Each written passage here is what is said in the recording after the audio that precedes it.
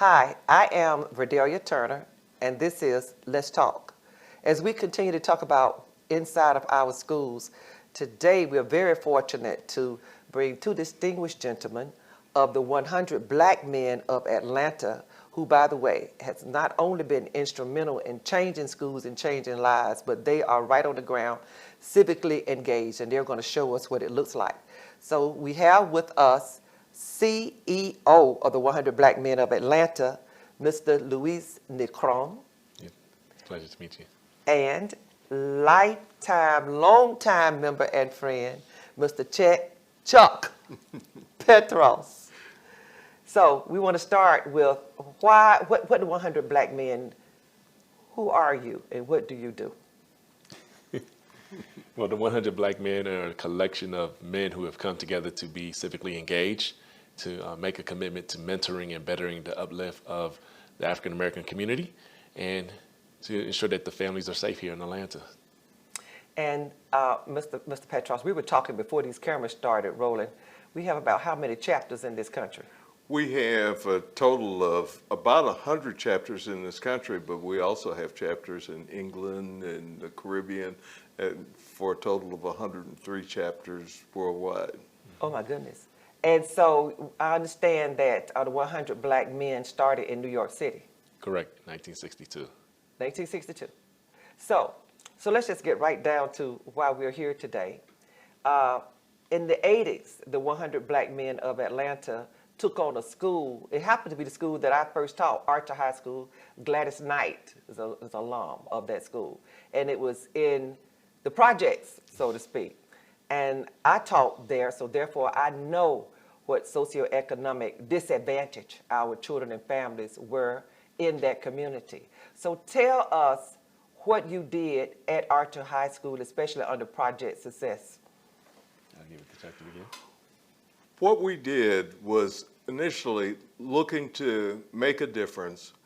We chose a single classroom at random of 8th graders, and we went in and promised them if they graduated from high school, we would pay all of their expenses to go to the college or university of their choice.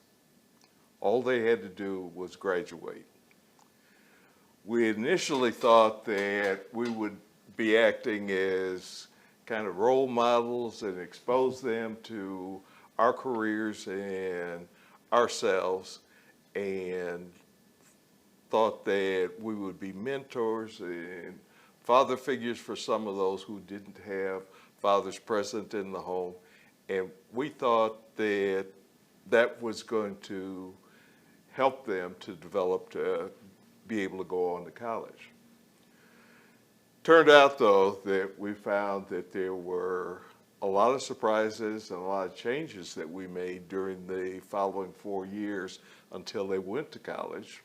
They all graduated from high school, all went to college, and we learned a lot along the way in terms of civic engagement with our public schools. And as you look at our public schools today, it's not like the public schools of certainly my age, in that it takes more than just a good teacher in the front of the room to get the children well educated. It takes civic engagement, and we learned a lot in that process. So tell us, what did you do with students after class was over to help them to succeed in the classroom? Well, as I said, we started out and we thought that we'd just take them on a couple of field trips and take them to our office and have them travel with us for a day and what we found out is that they were much poorer students than our children had been. And we were primarily businessmen and senior educators and professional men. And our children had had significant advantages. And this was a high school in the middle of what we typically call a ghetto. And And these children were much more disadvantaged than we were used to. And we found that we had to pour in a lot of additional resources. So first we hired a teacher from the public school system to be a resource for that classroom of kids when they got to Archer High School. And fortunately, the principal of the high school was one of our members, as well as Dr. Alonzo Krim, who was the school board president. Superintendent. Yeah. And so we had the clear support of the school system. That helps. That's right.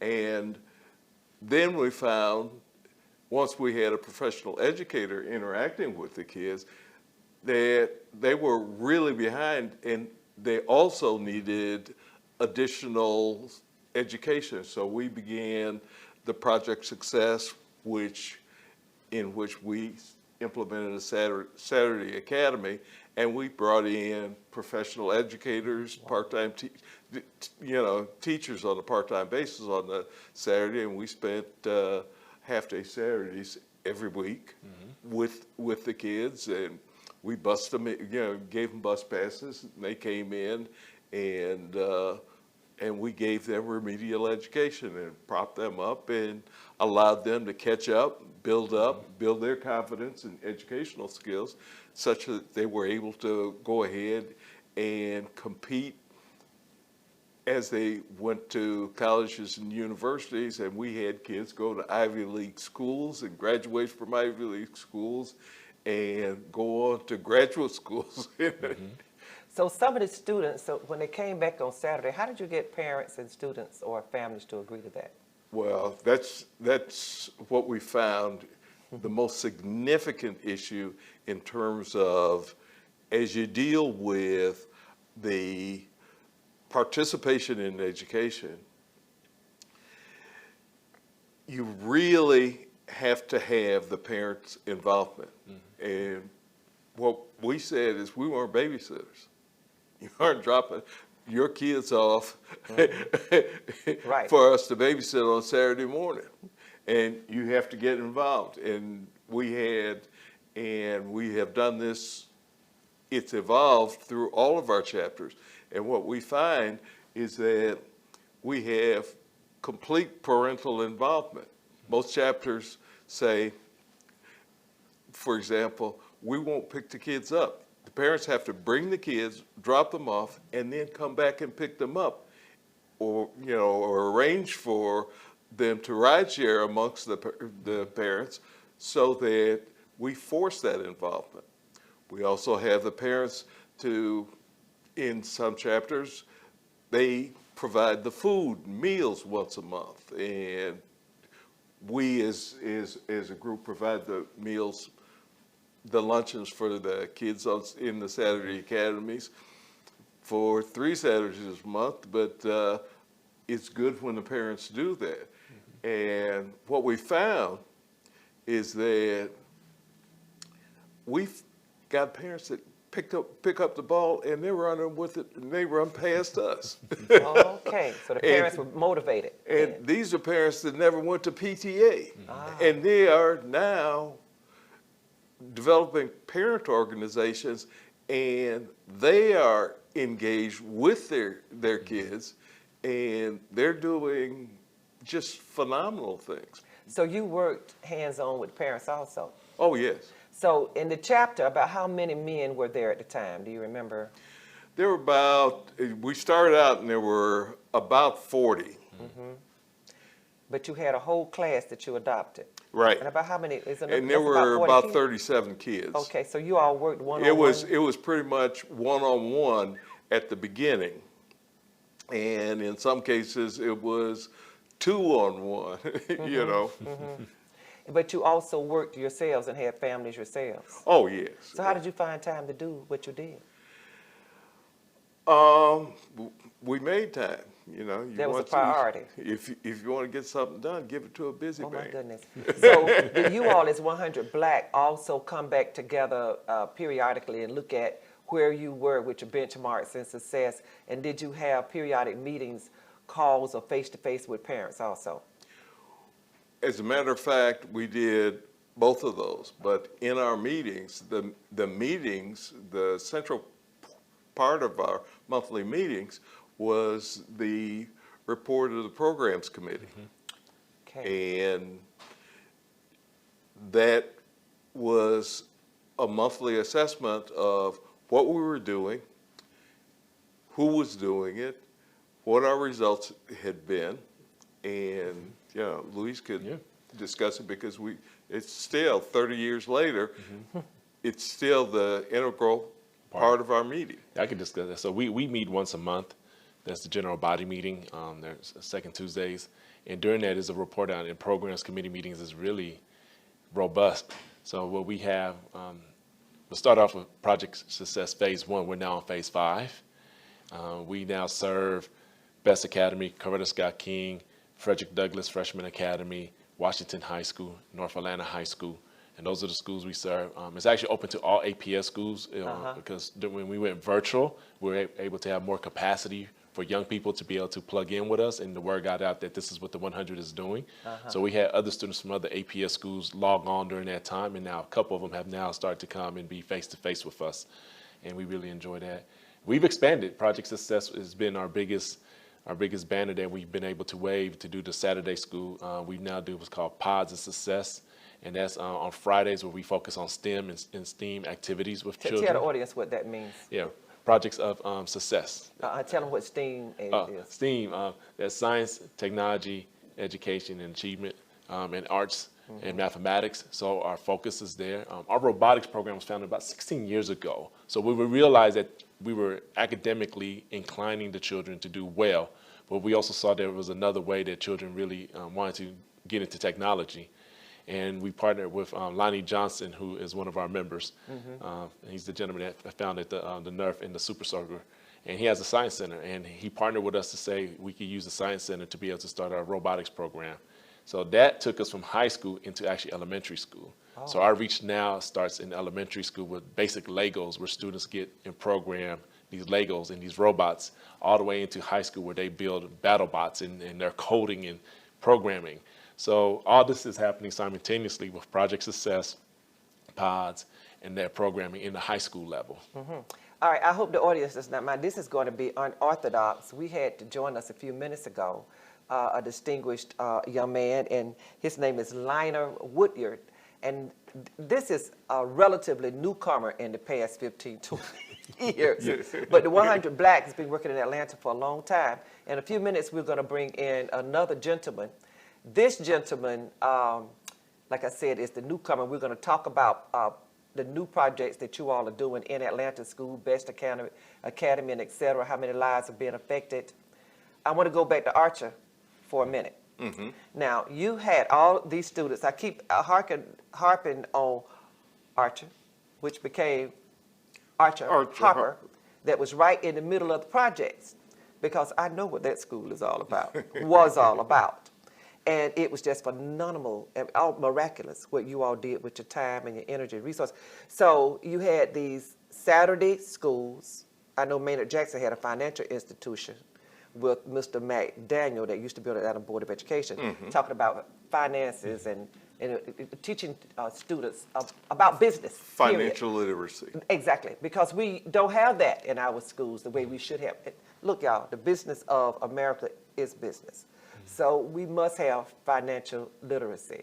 And as one teacher used to say, if a child is selling drugs, they know something about math. Okay, you got to.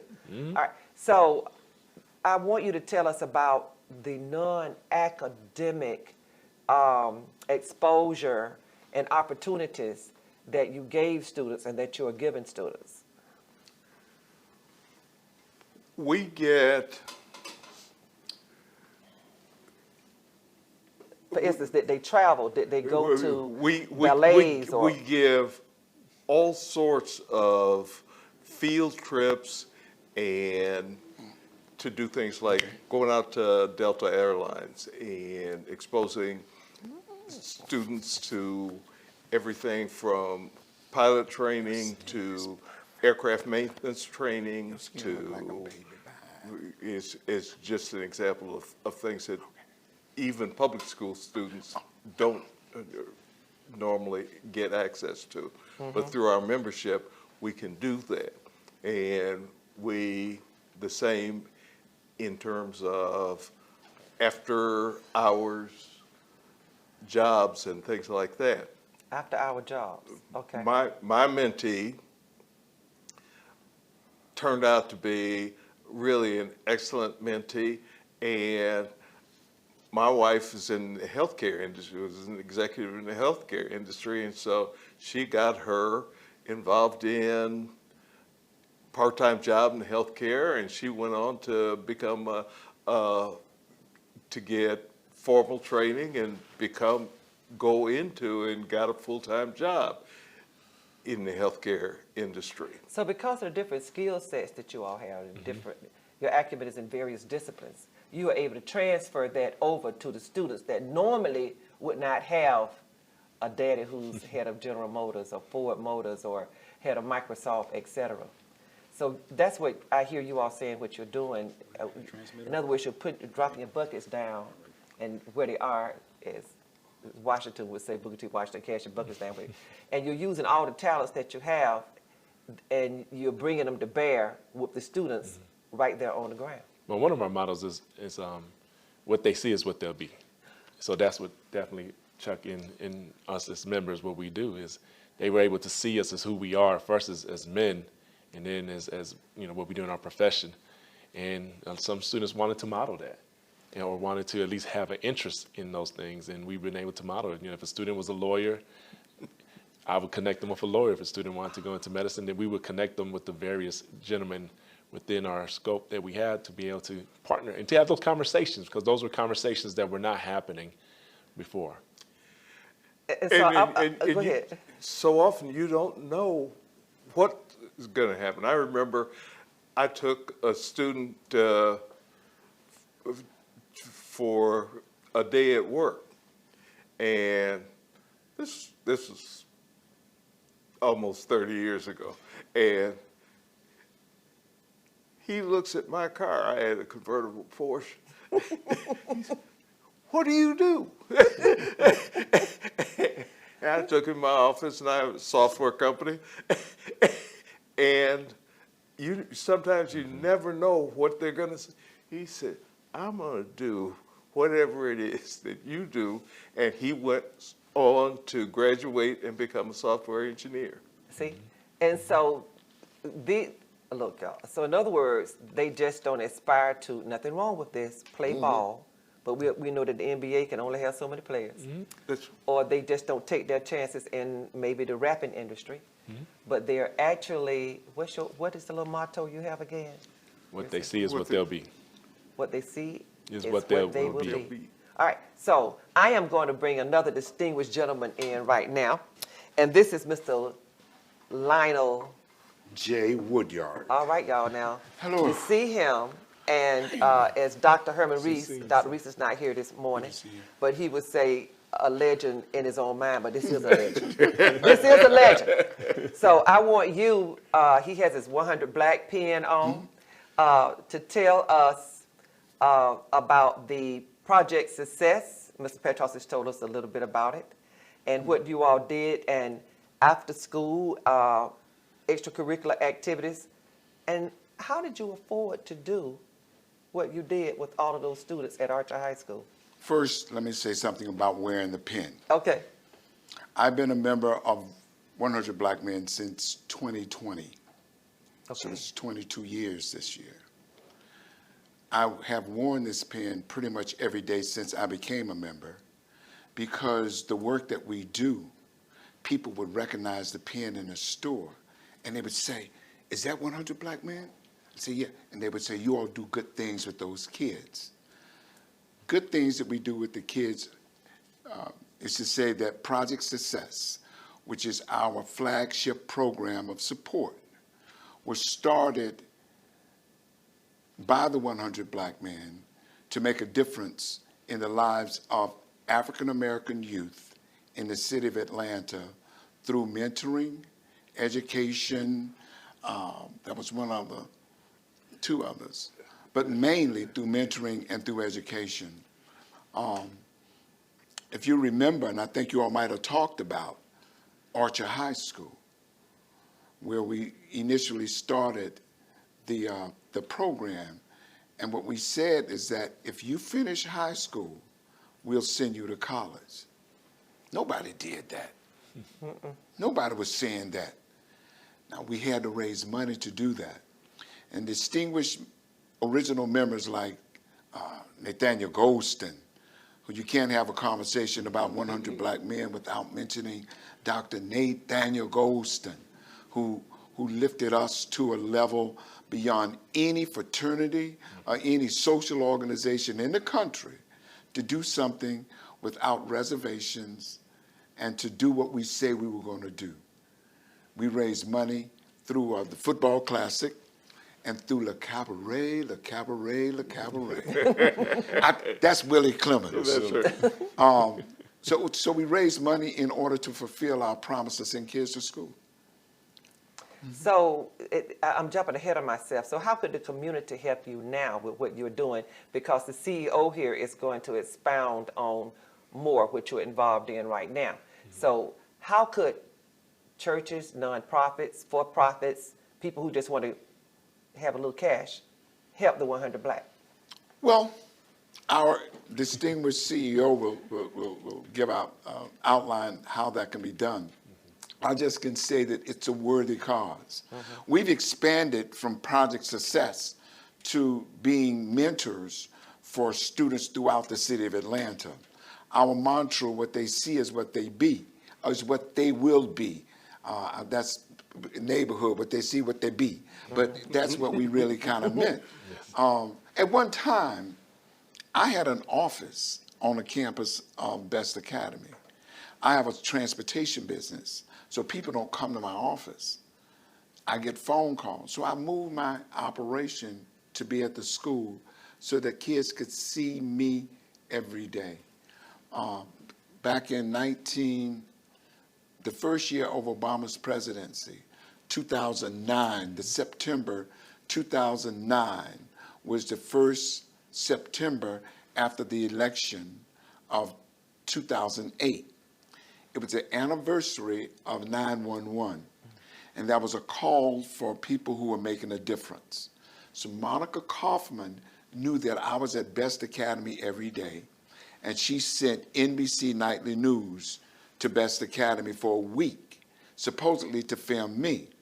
It was a week before our football classic, so I went and told all of the members, it's not about me, and our organization has never been about one particular person.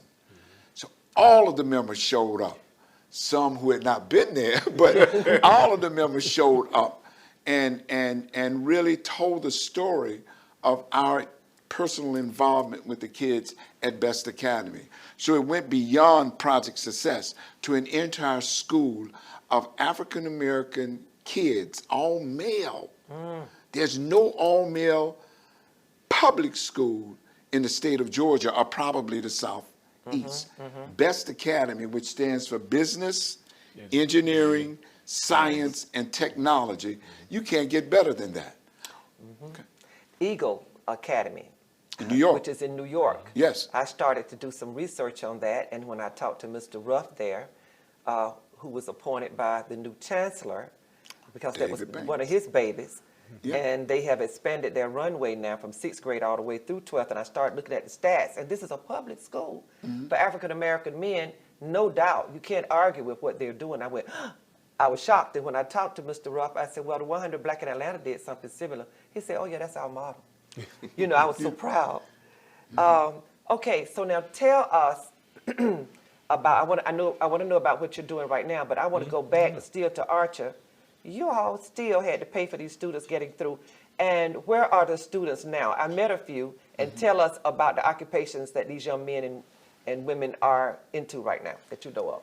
Oh, they are everywhere. And as you look at the evolution, and from Project Success Phase 1, they went on, as I mentioned previously, We had some to go on to Ivy League schools. Most of them at that point in time in the 90s went into education, and with the evolution of phase 2, phase 3, phase 4, and the growth, we've had multiple students to graduate from the military academies, West Point, Air Force Academy, The Naval Academy. We've had them from Harvard, all of the Ivy League top colleges and universities, and gone on to do just phenomenal. You know, one of the Blue Angels is pilots, is a member, it was a 100 student from North Metro Atlanta. Oh. We have a student that didn't attend Archer, but attended Florida A&M. We had students who went to Florida A&M, Xavier, Alabama State University, Tuskegee. In fact, Lonnie Johnson sponsors a science program, a science scholarship at Tuskegee, his alma mater. And we've had students who've graduated in engineering from Tuskegee Institute, from North Carolina A&T, out of the Atlanta metropolitan area. But this particular student who graduated Florida A&M, whose mother worked for the 100, Gwendolyn Julian, son Justin Julian. In the summer, Justin worked for a law firm of a member of the 100 as an intern. His major was not law, his major was education. But at this law firm, what he saw changed his direction of career choices.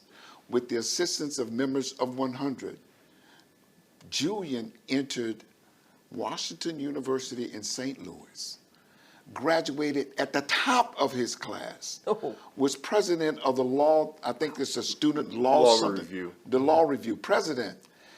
Went on to work in the summers at various law firms in St. Louis, not St. Louis, Chicago. Kansas City, initially, Kansas City, then Chicago. Today, he is a member of the federal attorneys. He's a federal attorney. He had a recent, very famous case that I won't mention here. but that was y'all can call me later. I know the case. Yeah, there's a case out of Chicago that he was one of the prosecuting attorneys, and they were very successful in bringing justice to bear. Oh my goodness. So now we're going to go back to our CEO, and thank you for that.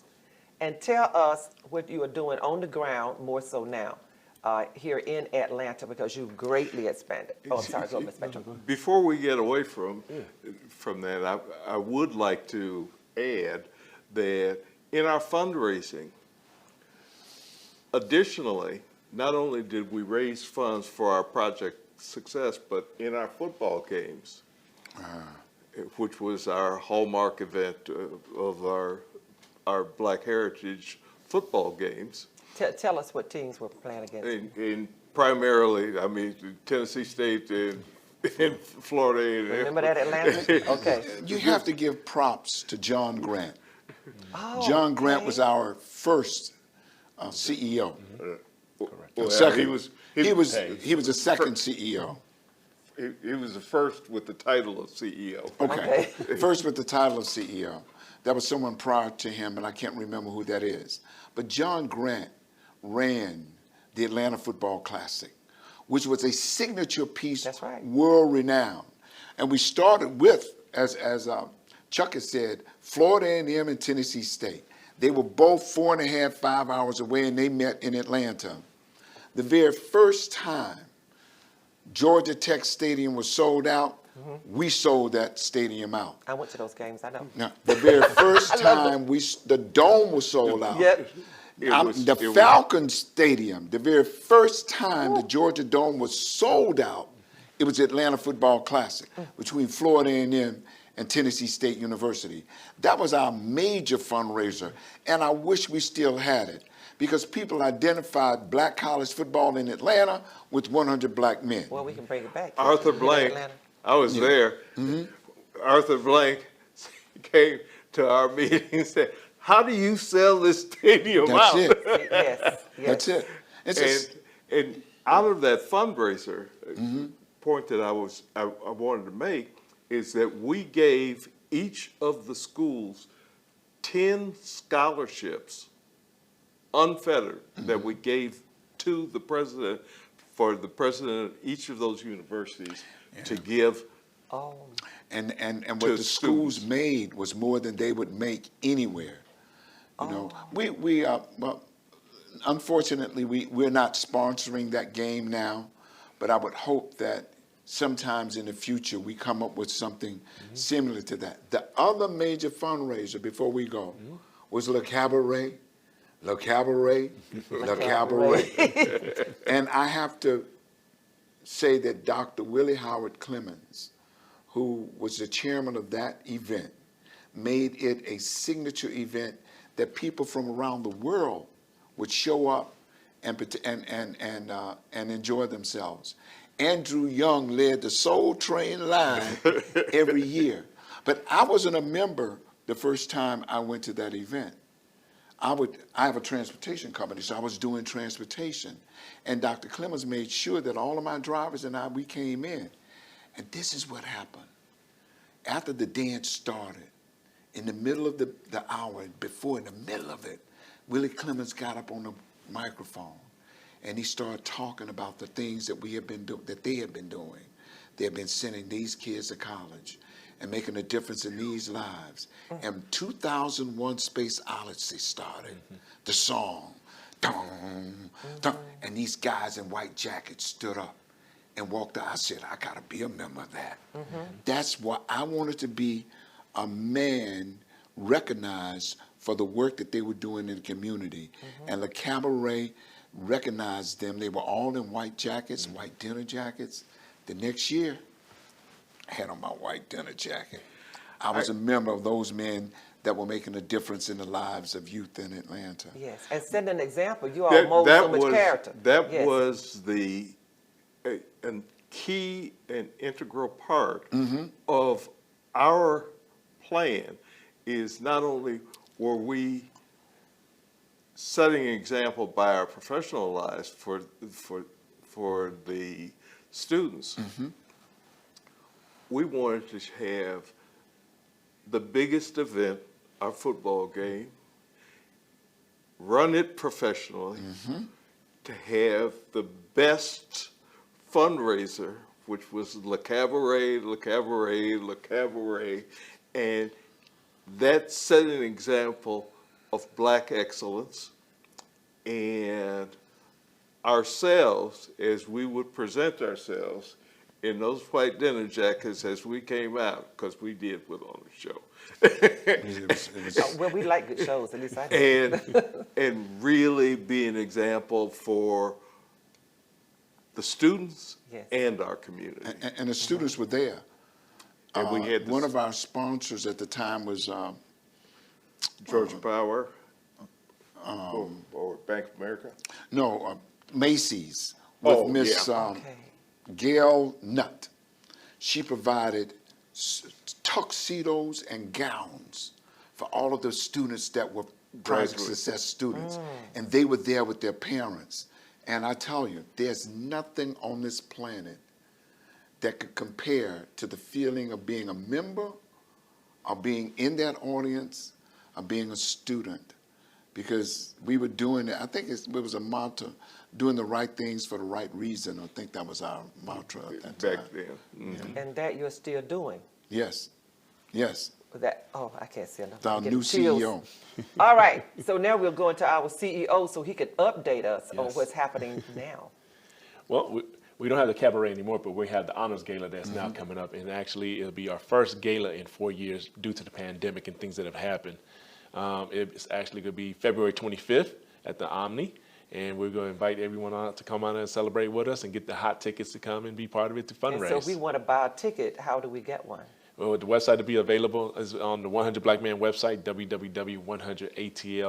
100blackmen.com, well, .org, I mean, and you'll be able to get your tickets there. But it'll be advertised, and we'll have it on social media for everyone to be able to get a ticket to come on out. Most ministers don't talk fast. I want you all to know that he's a minister also. So slow it down for us because we want everybody to hear this. Yes. Slow it down. Tell us one more time. Yes. The Honors Gala is going to be scheduled for February 25th at the Omni Hotel. And we invite everyone to come on out, and it'll be available on our website, the 100blackmen.org website. It's on www.100atlblackmen.org, O-R-G, and be on the lookout for it. It'll be also on our social media handles, which will be Instagram, Facebook, and LinkedIn, and we look forward to having you come on out. So it's not up yet because the day is October 17th. So right now it's a save the date. So save that date and go and check, because I'm going to definitely save it because I plan to be there. Yes. This is a great celebration. That site is available now for, as you asked earlier, for gifts and contributions for people who want to support the activities that we're involved in. Yes. Thank you. Thank you. We'll do that. Now, just update us one more time on what's on the ground right now with the students in the schools. We're so proud of you. Yes, bro. Right now, we just expanded to Frederick Douglass Freshman Academy, which is a new school that we've adopted, located off Huff Road, and we're looking forward to really building. We've adopted the freshman class, and so we will grow with the Frederick Douglass Astros for the next 4 to 5 years with those students, again, support them to go on to college. We're currently at Best Academy. That is our signature program, and we're there every day. Actually, Ray Singer, who's our program director, is on campus. Did you say you're there every day? He's every day. Okay. Yes, he is. He is there every day. He is on campus. We have an office located on the second floor for the 100 Black Men. We also have the Emerging 100, which is our auxiliary program of young men from 25 to 35 who go out every Tuesday or every Friday to do work and mentoring, as well as our members are there. Scott King, which is the all-girls academy right on the same campus there. We support the young women also with mentoring. One thing I did want to say is that we are both men and women, that we support young boys and young girls. So I think sometimes it's a concept that it's all boys. But yes, Best Academy is an all-boys academy. Scott King is an all-girls academy. But we support both. The current programming, we actually do a continuum. We take them from elementary school all the way into adulthood. That's how we do it now. So we have the Collegiate 100, which is college students.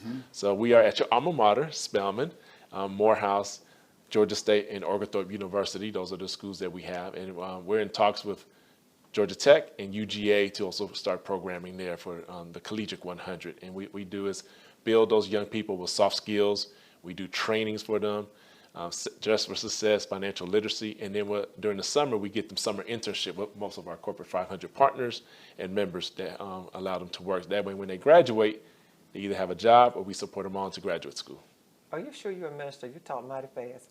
I'm listening to Dress for Success and financial literacy and all of these things that, the community wants to reinvent the wheel. Y'all, we don't need to reinvent the wheel. Models are already there. And the 100 Black, they're doing a remarkable job. They've been doing a remarkable job now. When all of my hair was brown, I was 100 pounds lighter.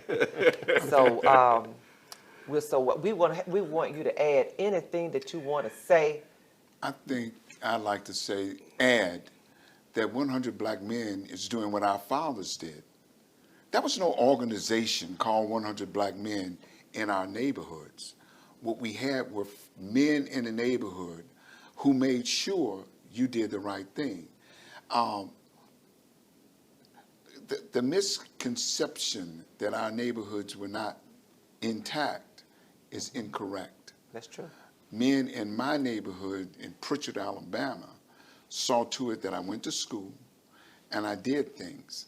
I think what we're doing as 100 Black Men is encouraging men to get back involved in the lives of our youth. Because it takes more than an organization like ours. It takes parenting and the next door neighbor to be concerned enough about that kid next door that when he sees him doing something that he shouldn't do, say something. I think that's what we're missing in our communities. Our organization started because maybe that was fading away.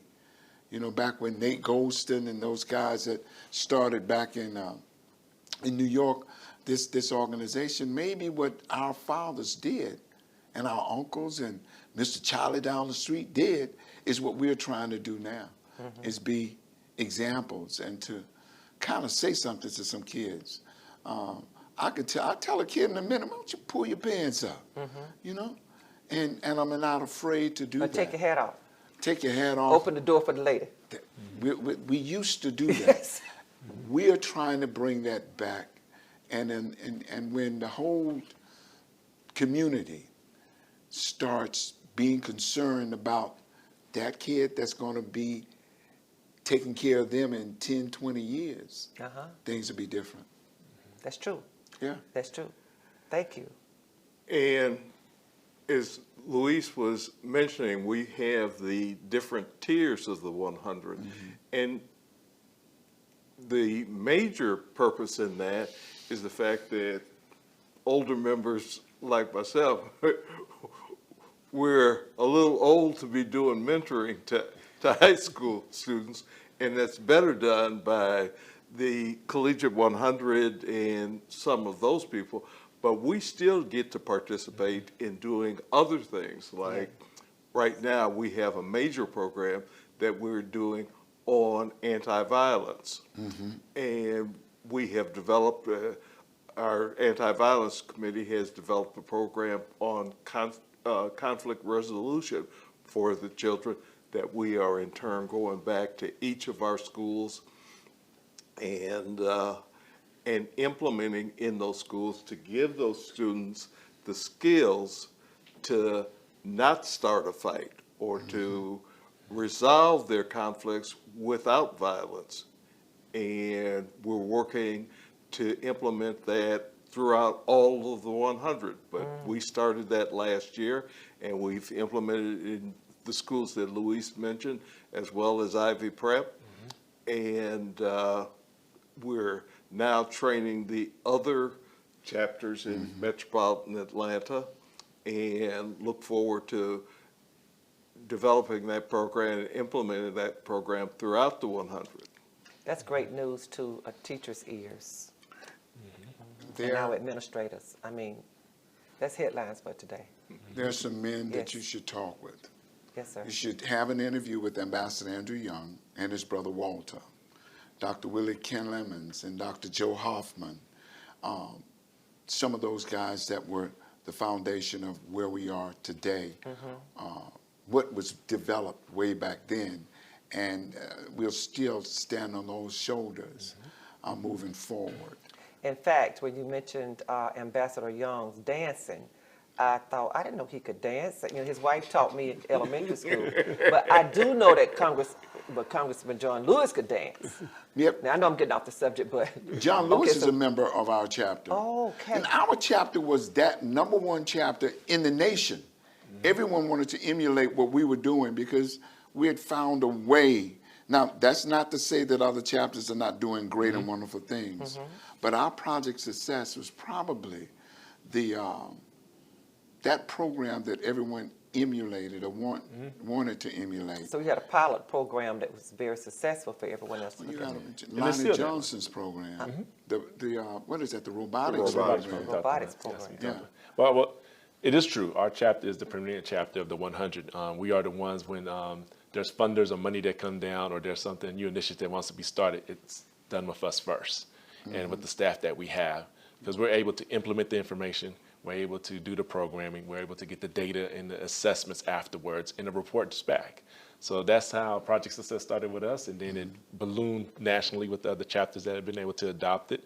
Same thing with our robotics program. Our robotics program is just not in the city of Atlanta. We are actually statewide here in both rural and other parts of like Savannah, Augusta, actually into South Carolina, right there at the river. Emerging started with us. Emerging starting with us 10 years ago. That's again the auxiliary. The auxiliary of the young people that are 25 to 35 years old. It started with us, and now there's other chapters throughout the nation that have those same young people. The Lawyer for a Day program. If we sit here really? long enough, we'll think about all of these programs. That Lawyer for a Day is interesting because attorneys come to our school for about 3 months, and at the end of the training, they have an actual trial. And the prosecuting attorneys are students. The prosecutor and the defense attorney are students who've been trained in law practices for about 3 months or something. It's a lawyer for a day. It's unbelievable. The training program that we do with kids, the Mirror program with Nissan in Nashville, Tennessee. We go to Nissan every year in February. We take 14 students. We take them up in a Sprinter vehicle. They spend 2 nights in Nashville. They go to Nissan, and each one of the students, along with students from other chapters, mirror as CEO, not CEO, an executive at that corporation for the entire day. And the next day they go out and see a car being built from a piece of metal to a drivable vehicle. You know, what we've done, in essence, is taking the blinders off of our kids. There were some kids just the other day in where were they? Yeah, they were in Gettysburg. Yeah. Gettysburg, Pennsylvania. Gettysburg, Pennsylvania, and to Washington, D.C., where they went to the National African American Museum. We've taken kids to New York. Oh, one of our members from Mississippi, the finance guy with Merrill Lynch, he flew 15 students at his expense or his company's expense on a plane. Well, they had to fly on a plane. They flew to New York. They were met in black executive vehicles, driven to Wall Street, spent a day at Merrill Lynch, had an executive lunch, spent the night, and the next morning they flew out. Now, Atlanta, Georgia, and the rest of the United States, we want you all to know that the 100 black men, they already have models in place. Because soon we'll be in New York looking at the Eagle Academy, which I said earlier, Mr. Ruff, who's in charge, the chancellor put him in charge. As he talked, I said, that sounds like the 100 black men in Atlanta. He said, that's what we're modeling out. Okay, and so there are so many models that work, but although we have different models, there are only certain components that the organizational, economic, corporation development, we're going to talk about that later, worldwide organization, found out works all over the world, and you all are actually doing every one of them. You're doing every one of them. Because if they're not teachers in the classrooms, they are teachers outside the classrooms. And you have students who are learning by doing and being exposed, otherwise they would not be exposed. And so that all boats can lift. So, and final, this is our second closing. It's only because we have a minister sitting here.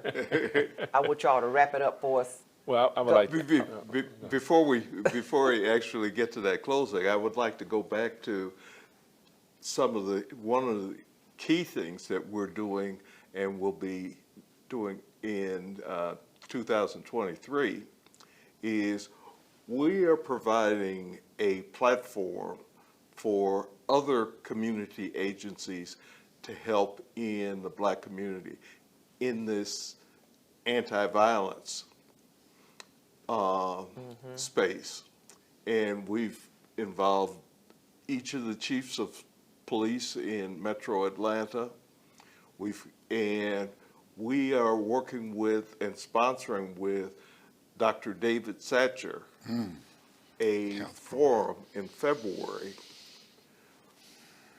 to discuss anti-violence or violence as a health issue. It's an issue of public health in terms of what's happening to our children, being killed, being maimed, using guns.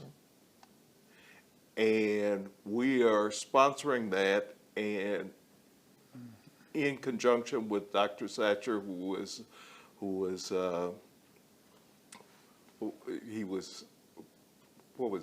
our Surgeon General. Surgeon General, that's what it was. And he was over the CDC. Over CDC and National Institute of Health.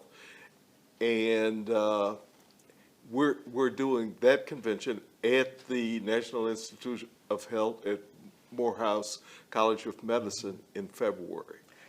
And as they do it in February, I wish I could just wave a magic wand and have it done all over this country, because our students are coming to school being subjected to violence many times in the home or in the community, or because of what I mean by socioeconomic status. It could be a parent that's under stress, or a parent that can't make ends meet, or all kind of environmental influences that affect the way our children learn and move every day, and also our adults.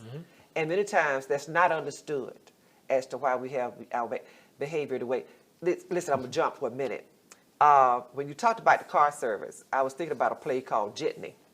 Yeah. And okay, and in that play, there are 7 African American men who are relating to each other about their love life, their economic life, their relationship to their fathers, their relationship to each other.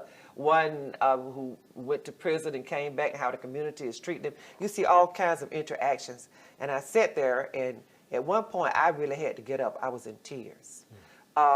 It's just a matter of understanding. And what you all are doing actually is the Lord's work. You really are. This is what Jesus would have us to do, to take care of each other. This is what the Lord would have us to do. You all are actually the manifestation of that. And I can't commend you enough. So, do we have a third? We're going to have a third. Third closer. We're going to have a third. We can. And last closer. Go ahead. No, but I'd just like to thank everyone for coming out today, and for you having us here today as a 100 Black Men, and for my brothers being here. One thing I like to say is that we have a 2-generational approach. And as an educator, we cannot do the work that we do if we don't have the parents also supporting them and also helping the parents. So one thing that I say a lot of people don't know is that we actually have a parent academy that Google has sponsored for digital literacy to help not only the parents, but grandparents or uncles or whoever's taking care of the young people so they can have a digital conversation. The financial literacy is just not for the young people. It's also for the parents or the grandma taking care of them. And we help families. That's the unsung part that we don't advertise it, but every holiday, we have members that come out of their own pocket that send thousands of dollars to the office and say, if there's a family in need, let's take care of them. And we do that. And again, it doesn't have to be advertised, but that's what we do as men, as the 100 Black Men of Atlanta, is to take care of the families that are here. The other part is we are men that also have a lot of experiences, but have come in through our own traumas and our own tribulations, but yet we can relate that as we heal. As we heal one another in brotherhood, that's what we bring forward to the community and to those young people that we're, like you said, trauma informed. A lot of them have suffered trauma. A lot of us have done the same things. A lot of us have healed in certain areas. So we're able to then bring that healing onto the community. Yes. Thank you for your time. Thank you so much. Thank you. Thank you, gentlemen. And thank you for listening.